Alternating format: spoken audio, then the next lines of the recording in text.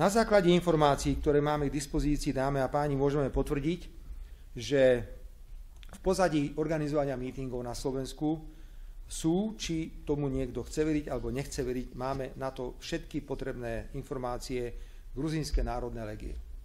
Dovolte mi pár slov.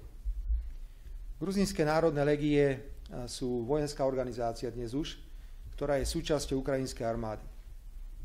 Možno sa vás treba spýtať, či vôbec tušíte, kto ich riadi.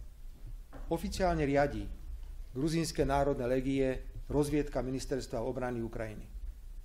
Ak viete, čo je rozviedka, tak si viete predstaviť, že cudzích vojakov Gruzínsku légiu nepochybne pripravujú na špeciálne úlohy predovšetkým v zahraničí. Pýtam sa, ako je možné, že predstavitelia gruzínskych národných légií boli aktívni v roku 2014 pri Majdane v Kieve.